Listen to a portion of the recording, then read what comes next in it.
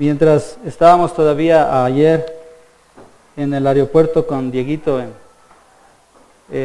hubiese querido que el viaje sea así como una teletransportación, porque tenía el anhelo de regresar lo más pronto acá, con mi familia de sangre y también con la familia de La Fuente. El Señor nos ha bendecido, como dijo Dieguito, en poder ver cómo Dios es tan hermoso y comparte su gracia a través de su palabra, y ver también reflejado lo mismo en personas alrededor de todo el globo. Ver personas de diferentes culturas, de diferentes lenguas, pero todos apuntando a lo mismo: Cristo Jesús, en el cual encontramos salvación y encontramos gracia. Entonces, yo quisiera que oremos un ratito.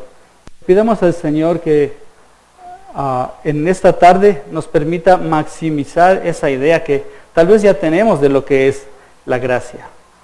O tal vez inclusive entenderla hoy, si es que es por primera vez, que la podamos entender en el sentido que la palabra de Dios muestra. Allá en Estados Unidos escuchamos a alguien que estaba cantando esa canción que dice que para bailar la bamba se necesita un poquito de gracia. Y yo me puse a pensar, y a veces muchas personas lo ven de esa manera, pero la gracia de Dios va mucho más allá de un entendimiento de ese tipo. Es una gracia que nos redime de algo que es nuestra naturaleza, que es el pecado. Es algo que nos hace que estemos cercanos a Dios y que no seamos destruidos por su pecado. Pues que lo podamos ver, Me gustaría saber si las personas de atrás me están escuchando bien. ¿Está todo claro? Gracias. Oremos. Padre, gracias te damos porque nos permites una vez más estar aquí en este lugar. Gracias, Señor, porque en todo aspecto tú estás mostrando de tu gracia, Señor.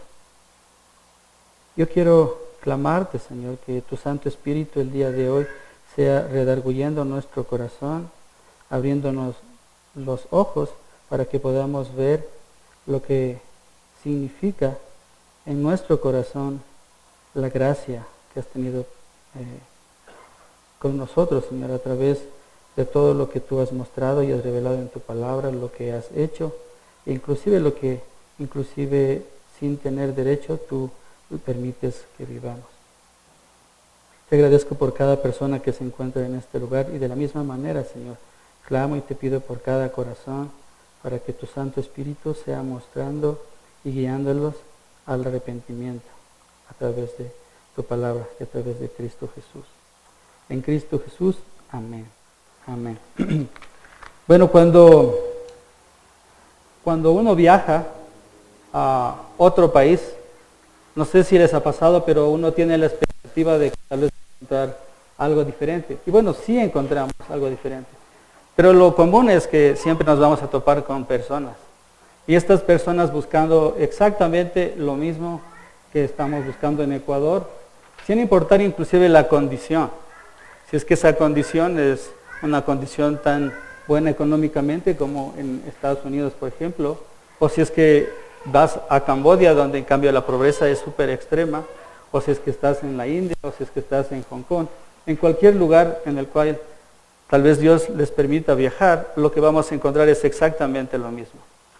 Personas que están trabajando, personas que están tal vez estudiando, personas que están buscando lograr algo. Y todas esas personas muchas veces tienen un desenfoque que está fuera de lo que la palabra de Dios nos muestra. Y de alguna manera, si es que nosotros podemos ver cómo Dios ha transformado nuestro corazón, lo que debe pasar en mi corazón, lo que debería pasar en su corazón, es que debe sentir la carga de poder buscar compartir el Evangelio. Porque muchas veces ellos están buscando incorrectamente. E inclusive piensan que están teniendo éxito en todo lo que están haciendo. La palabra de Dios es súper clara en dar diagnóstico de lo que es nuestro corazón. Es súper clara en decirnos ¿Qué es lo que nosotros? Y algo que define esto es una sola palabra. Nosotros la conocemos. Se llama pecado. Ahora, nosotros deberíamos entender esa palabra súper bien. Es decir, pero así exageradamente bien, como cuando dominamos en hacer alguna cosa. ¿Por qué? Porque la palabra de Dios también nos muestra que desde el momento en que nacimos, nosotros estamos pecando. En otras palabras, cualquier cosa o la intención que tiene mi corazón o los deseos que tiene mi corazón por naturaleza es de pecado. Y yo quisiera que vayamos viendo poquito a poco lo que significa primero el pecado, o recordar lo que es el pecado, para que después podamos entender de alguna manera o poder contrastar la gracia de Dios, al saber que la gracia de Dios, lo más importante es el hecho de que Dios nos da gracia a través de salvarnos de lo que debería ser nuestro castigo por el pecado, de nuestra naturaleza. Entonces, el pecado. Nosotros podemos recordar muchas historias, ¿verdad? Por ejemplo, podríamos recordar a Eva a través de la Biblia, que está ofendiendo a Dios, desobedeciendo, luego a Caín y Abel, luego muchos otros ejemplos, luego inclusive podemos ver que muchas personas hacen cosas que son incorrectas, tienen éxito, pero todos de alguna manera ofendiendo a Dios, desacreditando inclusive lo que Dios nos ha enseñado. Y están de alguna manera siempre alejándose de lo que es Dios. Entonces, para entender un poquito vamos a ver lo que significa esta palabra pecado. En el hebreo, la transliteración de la palabra pecado es jata, como dice aquí. Y lo que significa es fallar en no dar en el blanco. Se lo utilizaba, por ejemplo, en el caso de un arquero, intentaba darle en el blanco, pero no le atinaba, entonces falló en dar en el blanco. Ahora, dentro del contexto bíblico, ¿qué significaría que no damos en el blanco? Y la palabra del Señor es muy clara y dice que nuestro objetivo al acercarnos a Dios sería que nosotros le amamos a Él. Y amarle obviamente significa obedecerle. Entonces fallar es no amar a Dios y a otros como Él nos ha mandado. ¿Sí se alcanza a visualizar? ¿Sí? Bueno, entonces, el primer mandamiento, si es que nosotros recordamos, es que el Señor nos mandó a que le debemos amar al Señor nuestro Dios, ¿con qué? Con todo nuestro corazón, con todas nuestras fuerzas, etcétera, ¿verdad? Y además también de que debemos amar a nuestros semejantes. Ahora, si es que nosotros nos pensamos bien esta parte, realmente lo que está pasando en nuestro corazón es que no le estamos amando a Dios como debería. Me refiero a que más bien cada segundo, en vez de amarle, le estamos ofendiéndole a Dios. Es decir, en vez de tomar decisiones o en vez de hacer cosas que buscan reflejar que yo estoy amando a Dios, los deseos de mi corazón, de mi mente, están apuntando a otro lado. Están apuntando tal vez a hacer cosas que yo quiero lograr. Y eso nos pasa a todos, ¿sí?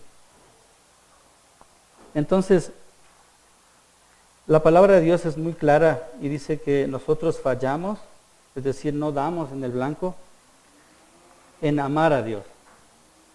Y obviamente tampoco en amar a otras personas como Él nos ha mandado. Pero hay algo mucho más acerca del pecado. Algo muy importante es que algunas personas ni siquiera saben que están fallando en dar en el blanco, porque consideran que no están pecando, que están bien y que son buenas y que no necesitan realmente hacer un esfuerzo para dar en el blanco. ¿Por qué? Porque tal vez dicen, yo estuve en una familia y fui educado correctamente y tengo buena conducta, etcétera, pero va un poquito más allá. Otras piensan que realmente por lo que el éxito que están teniendo, ellos no están fallando en dar al blanco. El pecado es mucho más que hacer cosas que están mal. Y esto describe cuán fácilmente nosotros nos engañamos a nosotros mismos, creando ilusiones donde las malas decisiones las tomamos como que si fuesen buenas. También es muy claro ver que a través de la historia, cosas que anteriormente eran malas, ahora las llaman buenas, y cosas que eran buenas, ahora se las llaman malas. Ejemplos de esos actualmente los podemos ver muy claramente en cualquier país, ¿verdad? Y eso es algo visible. Y que de alguna manera en el curso que se tiene del Evangelio los sábados, habíamos aprendido un poquito acerca de la progresión del pecado. Iniciaba con el hecho de que simplemente yo niego lo que es la verdad. Después yo comienzo a llamar a las cosas que son buenas malas y a las malas buenas. Y después a la larga terminas en un estatus como el de Sodoma y Gomorra, que lo describe muy vívidamente la palabra de Dios. Entonces, eso es lo que realmente veo yo que está pasando inclusive en nuestra sociedad, aquí en Ecuador como tal. Al ver que por el hecho de la tolerancia se acepta cualquier cosa que está en desacuerdo de la palabra de Dios. Entonces estamos redefiniendo constantemente el bien y el mal, y esto no está basado en la palabra de Dios, sino que está basado en lo que es nuestra propia sabiduría, lo que pasa con nuestros gobiernos o con las personas que están en liderazgo. El pecado es descrito en Génesis como un animal enojado que quiere consumirnos. Creo que todos en cierto momento hemos caído en una situación donde hemos ofendido, y es muy claro que le ofendimos a Dios. Y antes de hacer eso, todo empieza en nuestra mente, ¿verdad? Donde luchamos hasta que finalmente después tomamos una decisión incorrecta. Y la palabra de Dios es clara al decir que en este caso Caín fue víctima de eso y su enojo lo consumió al punto que fue devorado por este animal y pecó contra Abel y también contra Dios. Entonces la Biblia trata de decirnos que la tendencia del ser humano es tan fuerte y profunda que nuestros deseos son egoístas y que actúan en beneficio propio. Y además de eso, a expensa de otras personas. Yo recuerdo claramente a un hermano que decía que la palabra de Dios dice que debemos trabajar y ganarnos el pan de cada día con el sudor de nuestra frente, pero lo que pasa en nuestra sociedad es que lo hacemos a expensa del sudor del frente, o sea, no, y eso es lo que realmente está pasando en nuestra sociedad. ¿Por qué? Porque fallamos en dar en el blanco, porque no tratamos a las personas como Dios las dice que son descritas, como imagen de Dios. En Romanos 6:6 Pablo la describe como una fuerza al pecado, la describe como una fuerza, como un poder que gobierna a los humanos. Y en Romanos 7, del 15 al 16, haciendo un resumen, no es solamente una fuerza que gobierna, sino que es una fuerza que está y que vive en nosotros. Por eso él resumió diciendo: las cosas que no quiero hacer, eso hago. Entonces, en resumen, podríamos decir que el pecado es algo que está de una manera implícita, que es algo que ya viene por omisión, como lo diríamos en un ambiente de computadoras. Es algo que viene por defecto, que es parte de nosotros, y que aunque tal vez digamos, pero yo no siento ese efecto, tal vez es porque necesitas ver lo que Dios realmente está diciendo de ti. Ahora, yo quisiera ver y resumir esta parte que es el preámbulo con el cual quería abrir esto. Es el hecho de que Pablo, el apóstol, al ver lo que él escribió, si es que ustedes lo han hecho, pueden darse cuenta que él fue un hombre que amaba tanto a Dios. Yo muchas veces me impresiono y digo, wow, pero ¿cómo pudo haber escrito tan perfecto en tan poco texto? Porque eso hace que mi corazón se alegre en lo que es la palabra de Dios, pero al mismo tiempo describe nuestra naturaleza. Y esa naturaleza es que él se llama a sí mismo un esclavo también del pecado. Y eso es lo que la palabra de Dios da como diagnóstico de nuestra naturaleza. Es decir, que somos esclavos del pecado. Ahora, cuando nosotros mencionamos la palabra esclavo, lo que estaba Pablo tratando de comunicar es el hecho de que hay algo que le sostiene ahí, que es como una cadena, que le dirige a hacer lo que él no quiere hacer. Y eso es algo que está en nosotros, dentro de nuestra naturaleza. Entonces, como primera base que yo quisiera dejar claro es que nuestra naturaleza y lo que Dios diagnostica de cada uno de nosotros es que nosotros realmente somos esclavos del pecado. Ahora, teniendo eso como base, nosotros necesitamos ir a saber quién es Dios. Él nos habló acerca de la santidad. Y Noé también recuerdo que nos habló acerca de la santidad. Y Noé lo explicaba desde un punto de vista que nos hacía gráfico el hecho de qué significaba estar cerca de la santidad de Dios. Y él decía que cuando un objeto se acerca al sol, mientras está lejos, lo puede ver.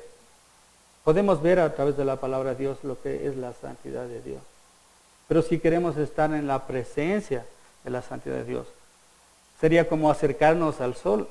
Y mientras más nos acercamos, vamos sintiendo el efecto del sol quemando.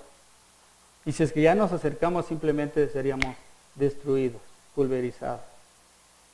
Y no porque la santidad sea mala, sino es porque es muy, muy, muy buena y perfecta. Y contrastándolo con nuestra naturaleza de pecado, si nosotros en esa naturaleza nos acercamos a Dios, lo que va a pasar es que nosotros estamos en un gran peligro. Y deberíamos ser destruidos absolutamente, completamente, por la santidad de Dios. Ahora, entonces, ¿qué es lo que deberíamos, cuál sería la solución que una persona pueda estar en la presencia de Dios? La respuesta también nos da la palabra de Dios, y es el hecho de que nosotros debemos ser puros. Ahora, si la primera base decía que nosotros por naturaleza somos pecaminosos, ¿verdad? Y en otro lado tenemos a Dios que es perfectamente santo. No hay ninguna posibilidad de tal manera que en mí mismo yo pueda llegar a ser puro. Y lo que exige Dios es que nosotros seamos realmente puros delante de Él, es que queremos estar en su presencia. Entonces, por eso, tomando en cuenta esas dos cosas, nosotros podemos ver lo que la palabra del Señor y el plan que Dios ha tenido de salvación a través de toda la historia. En Isaías 6, el versículo 6 al 9, nosotros vemos una partecita de una historia en la cual Isaías está en la presencia de Dios, y él declara primero de que no quiere estar ahí porque sabe lo que va a pasarle, y al mismo tiempo dice: yo soy un hombre que habito en medio de hombres impuros, y mis labios también son impuros. Y en el versículo 6, él dice que el ángel se le acercó a un serafín. En ese momento voló hacia mí uno de los serafines. Traía en la mano una brasa que con unas tenazas había tomado del altar. Con ella me tocó los labios y me dijo: mira, esto ha tocado tus labios, toda tu maldad ha sido borrada y tu pecado perdonado. Lo que podemos ver de este versículo es que realmente Isaías no tenía que hacer algo. Lo único que hizo antes es reconocer su naturaleza, lo que deberíamos hacer todos. Luego, lo que realmente lo transformó en puro, en este caso, es lo que el serafín hizo al traer y tocar sus labios, porque lo que le transfirió pureza fue justamente ese carbón, digámoslo así, que estaba ardiendo y que lo limpió. De la misma manera, nosotros podemos ver que Cristo es quien hace eso en nuestra vida, a través de su Santo Espíritu. Entonces nosotros en Cristo no somos destruidos de la santidad de Dios. Muchas veces hemos visto que la palabra del Señor nos muestra que en Cristo nosotros somos cubiertos por un manto de justicia, que somos vistos santos delante de Dios. Cuando asistía a otro lugar, yo recuerdo a un hermano que decía, es un gusto estar aquí con los santos de Dios. Y yo al mismo tiempo decía, pero yo no soy santo. Y yo decía, entonces tengo que hacer esfuerzo para poder poder ser santo. Y lo que faltaba en mí era la sana doctrina de que realmente mi naturaleza es de pecado y que en Cristo yo soy visto santo delante de Dios. Y soy visto puro delante de Dios, sin mancha alguna delante de Dios. De tal forma que puedo llegar a ser visto delante de Dios como santo y puro. Y en este caso, estar cerca de ese Dios que es como un sol. ¿Por qué? Porque Cristo, que es perfecto, se ha entregado por cada uno de nosotros. ¿Para qué? Para que podamos llegar ante Él limpios y sin mancha. Entonces, luego que somos transformados y puros en Cristo, lo mismo les dijo a sus discípulos. Ahora a nosotros nos dice igual que debemos vivir mostrando una vida piadosa, una vida en luz, y una vida basada en una esperanza que trasciende en nuestros propios esfuerzos, que tiene una herencia que es incorruptible, para que a través de nosotros podamos también mostrar la santa y preciosa presencia de Dios. Jesucristo les dijo a sus discípulos que adentro de ellos, había como ríos de agua viva que deben ser, que fluyen de alguna manera. Y por donde fluye ese río de agua viva, las cosas tienen vida, las plantas crecen. De esa misma manera, cada una de nuestras vidas debería reflejar lo que Dios está haciendo en cada uno de nosotros.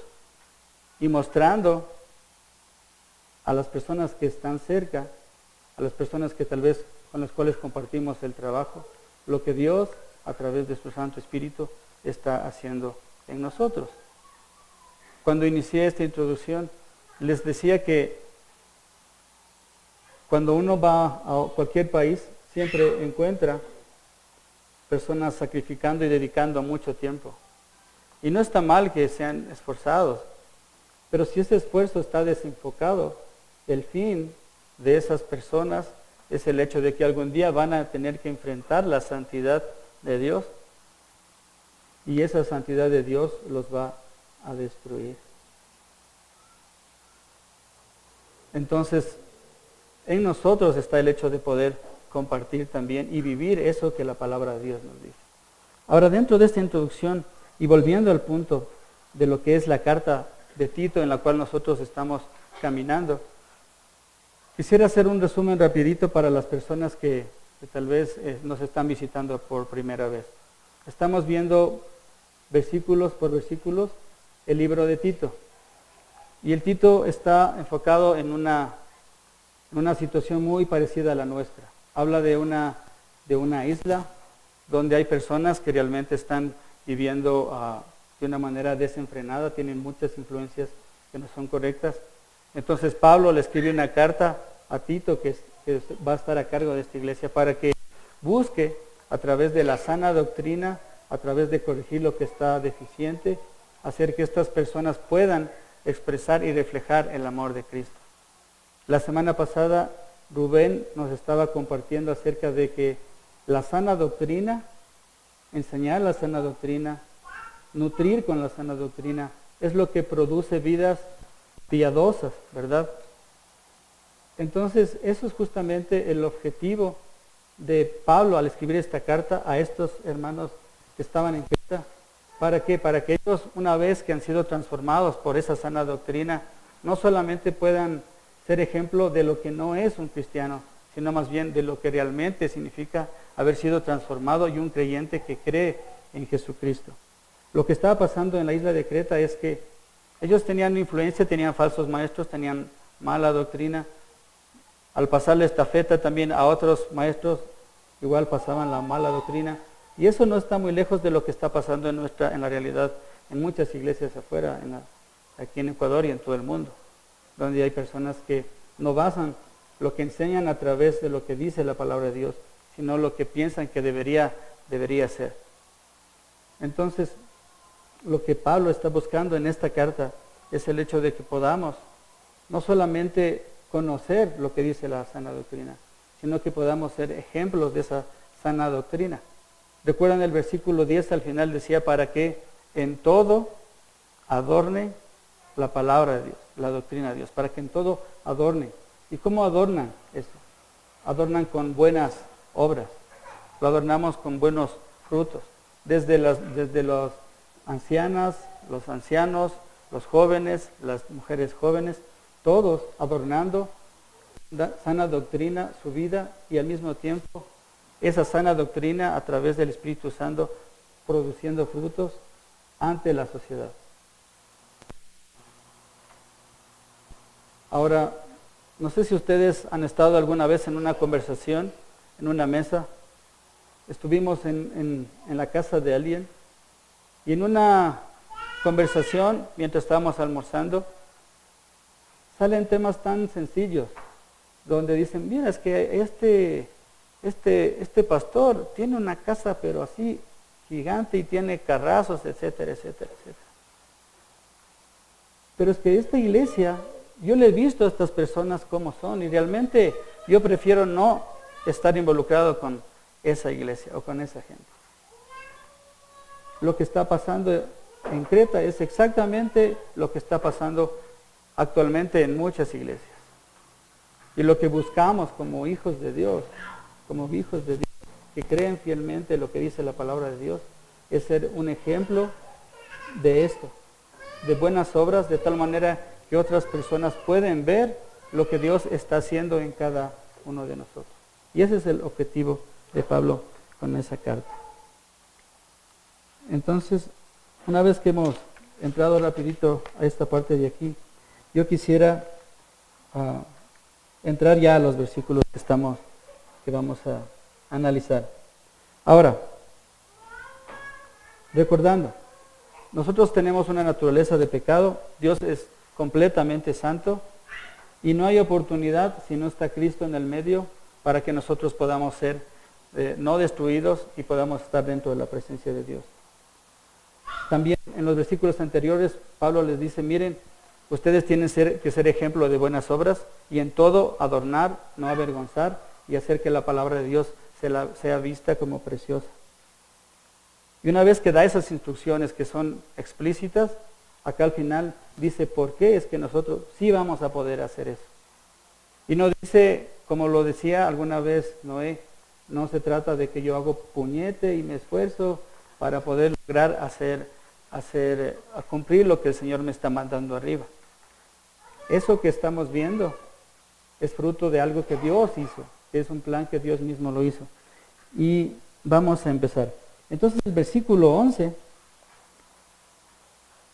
dice, porque la gracia de Dios se ha manifestado.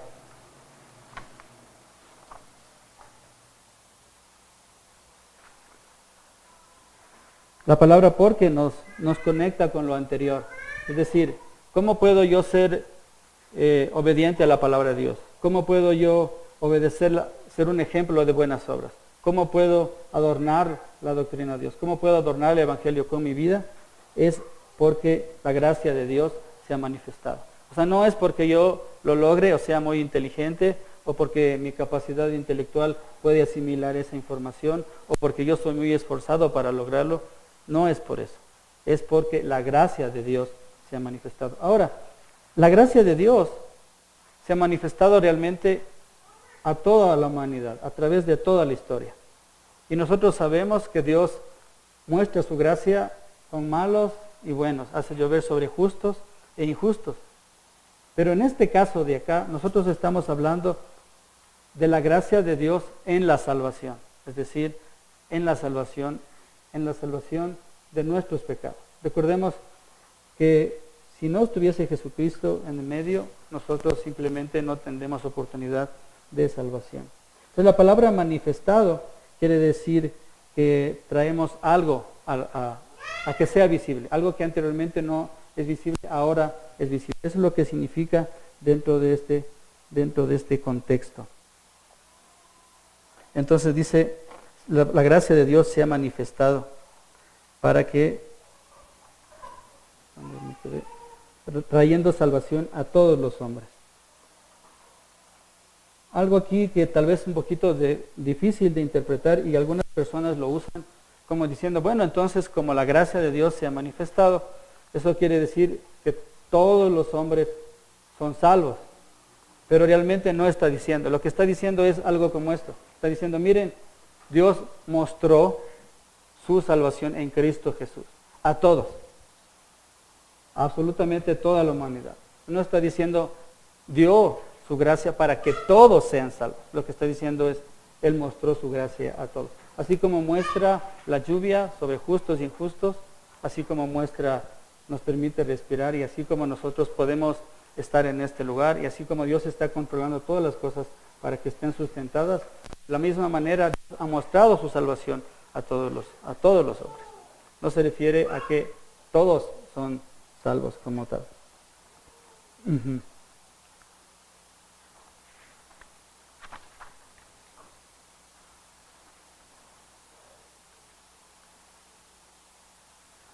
De alguna manera también algunas personas piensan que el hecho de que Dios ha manifestado su gracia, entonces especulan y dicen que tal vez la salvación se puede perder o que la salvación no la pierdes pero tú la dejas. No sé si ustedes han escuchado esas ideas. Lo que Dios está mostrando aquí es que Dios ha mostrado su salvación, la salvación del pecado, y esa salvación que no depende de nosotros está basada en lo que Dios hace por cada uno de nosotros y es una salvación que no se pierde. Ahora, si es que se perdiese, quiere decir que yo tengo que hacer algo, ¿verdad? Y si es que yo tengo que hacer algo, entonces la gracia de Dios no es absoluta, no es completa, no es grande, no es poderosa para salvarnos y sería incompleta. Pero la palabra de Dios nos muestra que su salvación es completa, es perfecta. De tal manera que no está en mí hacer cosas para ser salvo. Pero al mismo tiempo, en los versículos anteriores nos dice, debemos dedicarnos en buenas obras. ¿Es por qué? Quien produce esas buenas obras es el Espíritu Santo obrando en nosotros a través de la sana doctrina, de tal manera que yo puedo entender que al amar la palabra de Dios, a obedecer la palabra de Dios, el Espíritu Santo transforma mi corazón y lo que sale de mi corazón es como esos ríos de agua viva que están fluyendo en buenas obras y permitiendo que otras personas puedan ver lo que Dios hace por cada uno de nosotros.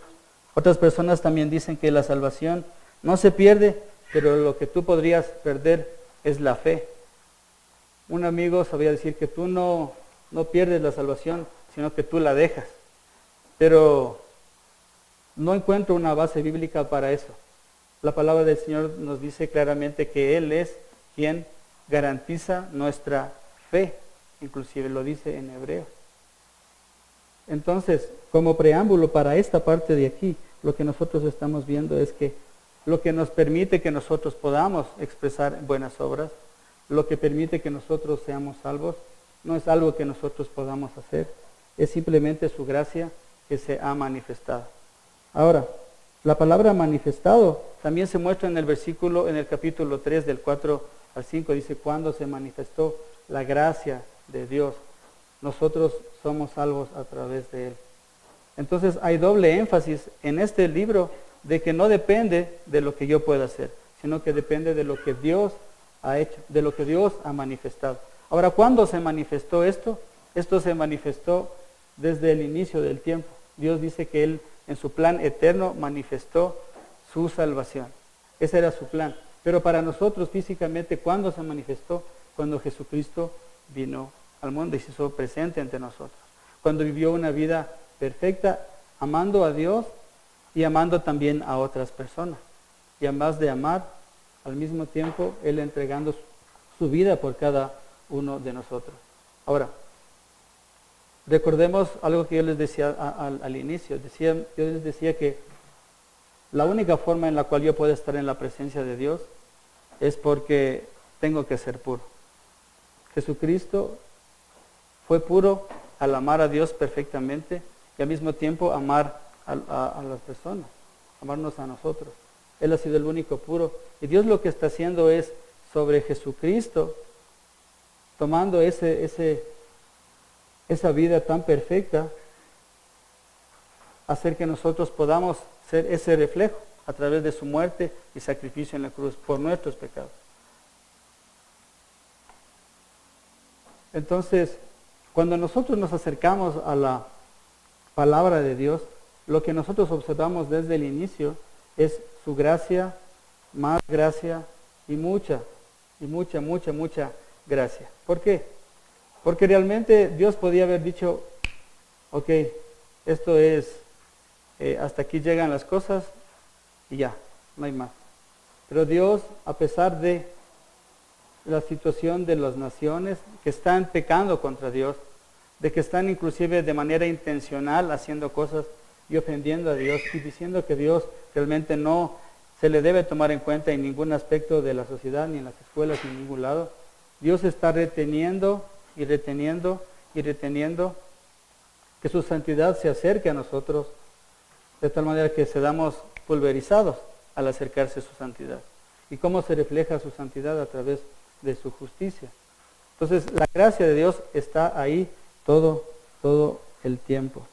No solamente para quienes somos creyentes en Cristo Jesús, sino también para quienes no son creyentes. Pero también recordemos de que eso va a tener un final. Es decir, cuando Jesucristo venga por segunda vez, en ese momento ya no va a haber gracia, porque Jesucristo en su primera venida vino a mostrarnos su amor y a mostrarnos sus buenas nuevas. En su segunda venida Él dice que viene como un juez justo. Entonces, el punto al cual yo quería llegar es el hecho de que podamos ver de que nuestra naturaleza, nuestra condición, todo el tiempo, cada segundo, está ofendiendo a Dios. Esa es la descripción que dice la palabra de Dios acerca de nosotros. Entonces, si es que yo quiero compartir y si yo quiero expresar lo que el Señor ha hecho en mí, debo enfocar desde este punto de vista, de que no es el hecho de que yo logre hacer cosas en mi fuerza, en mi fortaleza, sino que Jesucristo y su Espíritu Santo, a través de su gracia, Él nos da esta salvación de tal manera que yo puedo ser un reflejo de lo que es Cristo Jesús. Luego el versículo 12 dice, enseñándonos que negando la impiedad y los deseos mundanos, vivamos en este mundo sobria, justa y piadosamente. Esta palabra enseñándonos se traduce o se translitera de una palabra griega que se llama paideu, que incluye los siguientes significados que son de alguna manera paralelos. Significa enseñar, significa capacitar, discipular, adiestrar, educar, nutrir. Ahora, ¿quién nos está enseñando? Sería la pregunta aquí, porque aquí dice enseñándonos. El centro de esta enseñanza otra vez es la gracia de Dios que se ha manifestado a través de Cristo Jesús, a través de la palabra de Dios revelada y a través de su Espíritu Santo. Entonces, ¿quién nos enseña? Es su palabra. ¿Quién nos capacita? Su palabra. ¿Quién nos discipula? Su palabra. ¿Quién nos adiestra? ¿Quién nos educa? ¿Quién nos nutre? Es la palabra de Dios y su Espíritu Santo. El punto otra vez vuelve a lo mismo, no es lo que yo pueda aprender, sino lo que Dios hace en nosotros. Y aquí aparece otro término que dice que negando la impiedad. Ahora, ¿cómo hago yo para negar? Esto es algo muy fácil, ¿verdad? Lo único que tengo que hacer es decir no. Y después de decir no, buscar cumplir. Yo observé que una de las preguntas hablaba de resoluciones. Y muchos de nosotros tenemos cosas con las cuales estamos batallando, ¿verdad? Y la palabra del Señor nos muestra claramente que debemos tomar una resolución en cuanto se refiere a la palabra de Dios y a crecer en la palabra de Dios, en la cual nosotros buscamos negar diciendo no, y después buscando cumplir, fortalecidos en Cristo Jesús, las cosas que hacen que nosotros no vivamos una vida piadosa. Y no solamente negamos la impiedad, sino también negamos los deseos mundanos. Ahora, ¿qué se refiere aquí con los deseos mundanos? Aunque suena un poco duro esto que voy a decir, los deseos mundanos es todo aquello que usted desearía hacer y que a veces planifica hacerlo, pero que todavía no lo ha hecho. Y pueden ser muchas cosas. ¿Sí me expliqué? A eso se refiere con los deseos mundanos. Un ejemplo en el cual caemos tal vez la mayoría es el hecho de buscar tal vez nuestro alimento para nuestro cuerpo físico y hacemos cosas para eso, pero no buscamos alimentar nuestro corazón con la palabra de Dios. Eso es un ejemplo. Después pueden venir muchos otros ejemplos. Usted ya puede ver qué es lo que está pasando en su propio corazón. En mi caso, qué es lo que está pasando en mi corazón. Pero se refiere a todas esas cosas que yo todavía no hago, pero en mi mente están como planificación y tal vez las ejecute después. Entonces, negando toda impiedad y negando también a esos deseos mundanos, vivamos en este mundo sobria, justa y piadosamente. Este término paideo, que incluía los significados que les describí anteriormente, es el término del cual obtenemos la palabra pedagogía. Las personas que estudian pedagogía buscan los métodos para enseñar a otras personas cualquier tema de una manera que ellos puedan captar todos los aspectos. La palabra del Señor, a través de su gracia, que es el centro donde nosotros estamos, nos está mostrando exactamente lo mismo. Nutrirnos completamente de tal manera que podemos, a través de su palabra, fortalecidos en su gracia, empezar diciendo no y después cumpliendo lo que hemos optado como una resolución.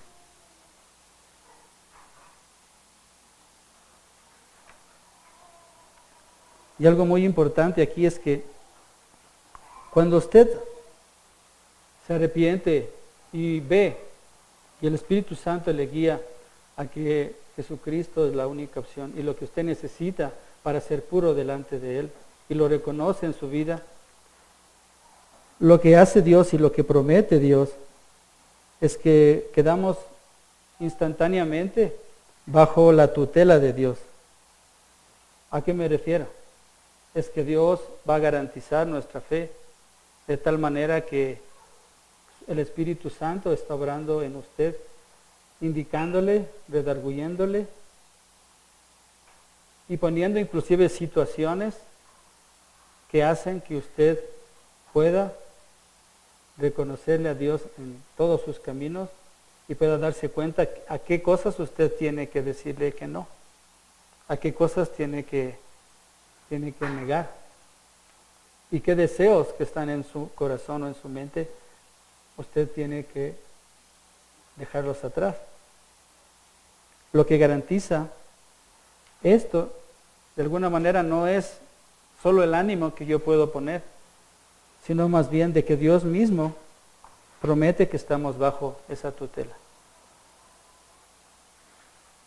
En 1 Corintios 2, del 12 al 13, nosotros vemos lo siguiente. Dice, nosotros no hemos recibido el Espíritu del mundo, sino el Espíritu que procede de Dios, para que entendamos lo que por su gracia Él nos ha concedido.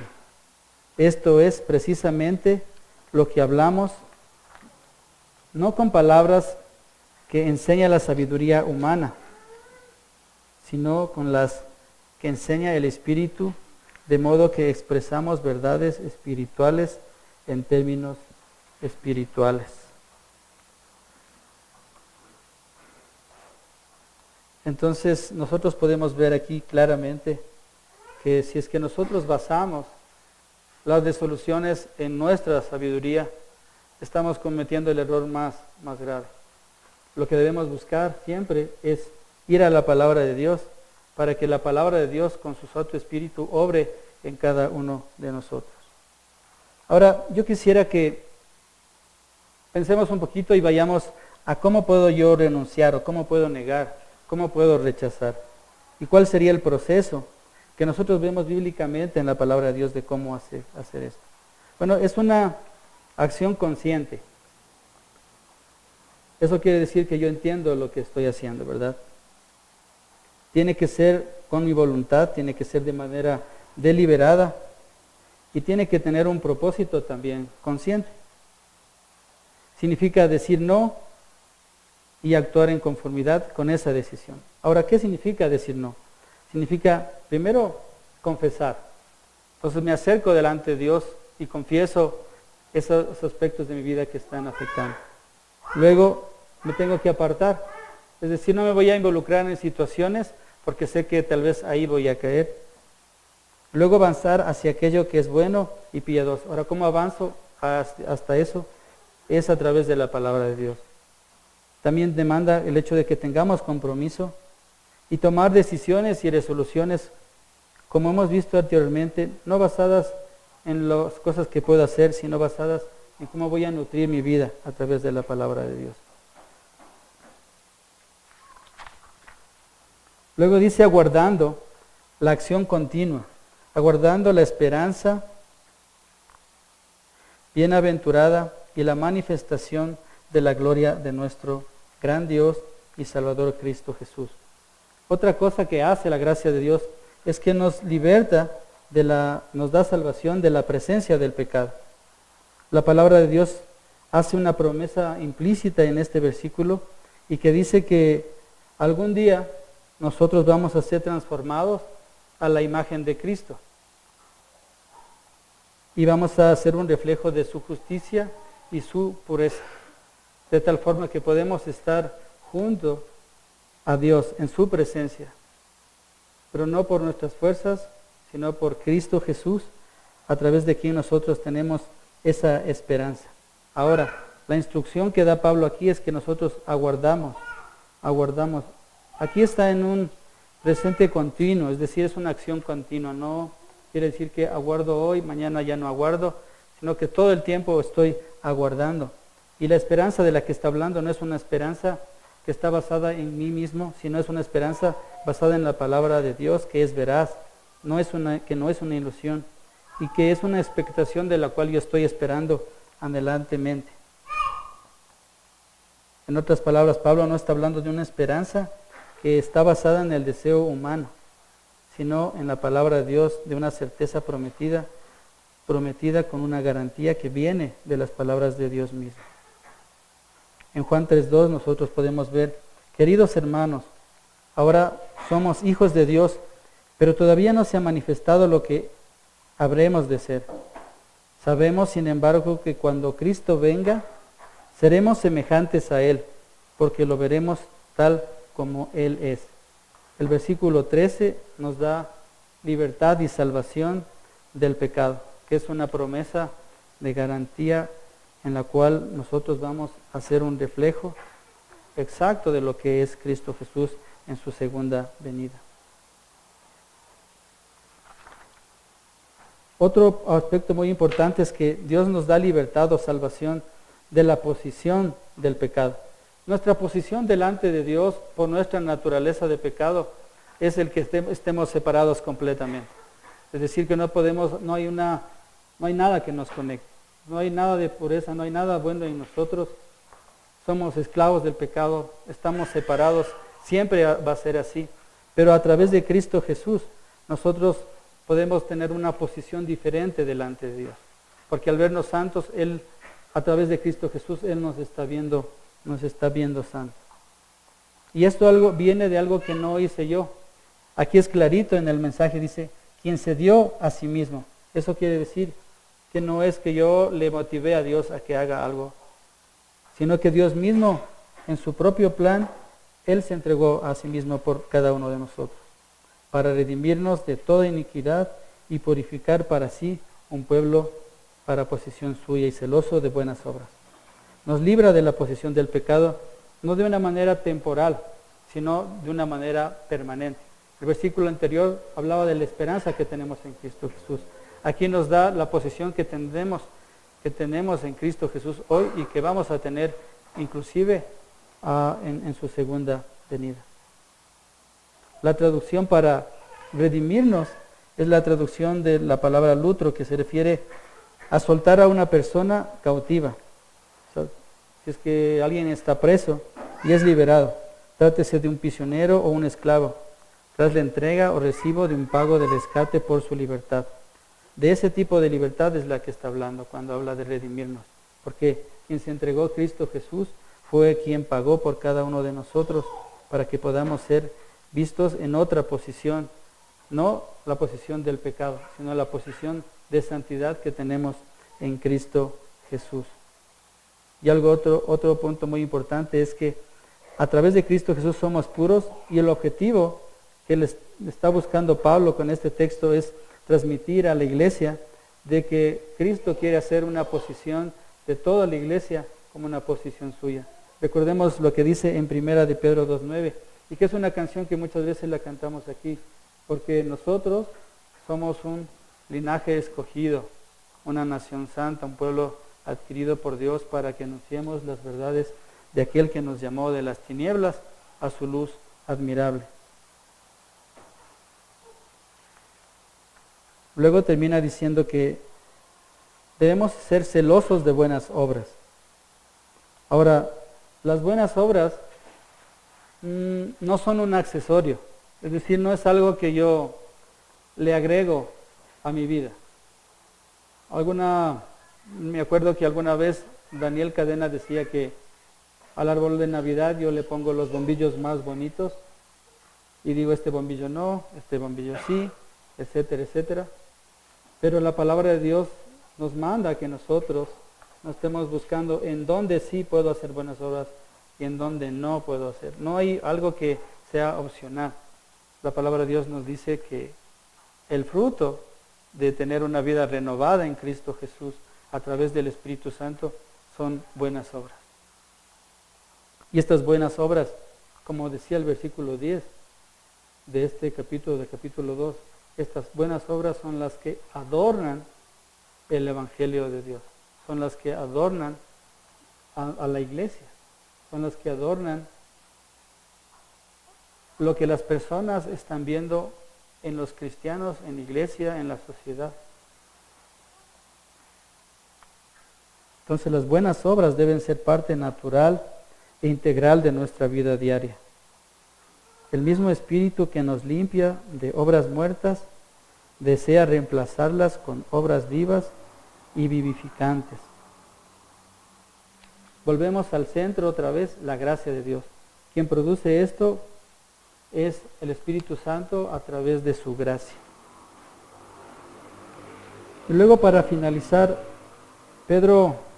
Pablo, finaliza con este versículo diciendo, finaliza diciendo que le pide a Tito de que él en otras palabras, que se pare firme y que en ningún momento permita que lo que él está enseñando sea menospreciado. Y dice en el versículo 15, esto habla, exhorta, reprende con toda autoridad, que nadie te menosprecie. Este versículo parece estar desconectado de los versículos relacionados con la salvación y la gracia. Nosotros lo podríamos conectar con el versículo 1. ¿Recuerdan el versículo 1? Si es que están con su Biblia, ustedes pueden leer lo que dice el versículo 1 del capítulo 2. El versículo 1 decía, en cuanto a ti, enseña lo que está conforme a la sana doctrina. Ahora, el mundo nos muestra una autoridad que está basada más bien en el ego de las personas, que está basado en cuán hábil es, o cuán intelectual es, o cuántos logros ha hecho. Pero aquí Pablo le está indicando a Tito explícitamente de que la autoridad que él tiene no está basada en las palabras de él, sino está basada en ¿qué? En lo que dice exactamente el versículo 1. En cuanto a ti, enseña lo que está conforme a ¿qué? A la sana doctrina. En el capítulo 3, en el versículo 10, ahí le dice que él debe frenar a las personas, no inmiscuirse inclusive con los falsos maestros, y que debe ser súper estricto cuando un falso maestro está actuando mal. Y debe confrontarlo y debe reprenderlo con firmeza y debe insistir con firmeza en lo que es la sana doctrina. Hace 2 semanas yo les indicaba de que un falso maestro, usted lo puede identificar si es que usted también conoce de la palabra de Dios. Si es que alguien habla y usted no tiene una base para poder contrastar lo que él está diciendo y no tiene la palabra de Dios en su mente, usted puede tener muchas ideas y puede tomarlas como una autoridad. Pero si es que hay una persona que está basando, un educador que está basando lo que está comunicando en la palabra de Dios, y hay otra persona que dice otras cosas completamente distintas, nosotros y usted como cristiano está obligado a hacer firme estas palabras, a no que estas palabras no sean menospreciadas. ¿Por qué? Porque la autoridad de estas palabras no vienen de la persona, sino vienen de Dios mismo. Y como le escuchaba a un profesor en el seminario decir, no se está yendo contra ti, no se está yendo contra el predicador, se está yendo en contra de las palabras de Jesucristo, del Espíritu Santo, de Dios mismo a través de su palabra. Entonces, ese es el ánimo que le da a Pablo a Tito en el último versículo cuando le dice, esto habla, exhorta y reprende con toda autoridad, basando la autoridad no en lo que él es o lo que puede ser intelectualmente, sino en lo que él sabe que es la sana doctrina. Y finalmente dice que nadie te menosprecie. Y se refiere al hecho de que hay personas que reciben el mensaje, pero se hacen los locos. Tal vez no están menospreciando realmente a la persona, pero están menospreciando el mensaje porque aunque lo reciben, simplemente lo puse de esa manera, se hacen los locos y realmente se desaparece de su vida y no lo toma en cuenta en su vida. Y lo que está indicándole aquí Pablo a Tito es que a esas personas más bien hay que insistir con mayor énfasis para exhortarles con firmeza de lo que es la sana doctrina y de cómo esa sana doctrina puede edificar sus propias vidas y al mismo tiempo cómo esa sana doctrina puede edificar la iglesia para que dentro del contexto donde está esa iglesia local, así como nosotros en La Fuente, podamos ser ejemplo a familias que están cerca de nuestro vecindario, a las personas con las cuales compartimos en el trabajo e inclusive a la ciudad en la cual nosotros estamos. Tal vez muchos de ustedes podrían pensar que el escenario de Creta era un escenario, como lo decía J, el peor escenario. Pero Pablo escribe esta carta y muestra en la carta de que de alguna manera Pablo está diciendo, este es el escenario perfecto para plantar una iglesia. Porque tal vez estaríamos buscando donde las personas sí obedecen, donde las personas no son rebeldes.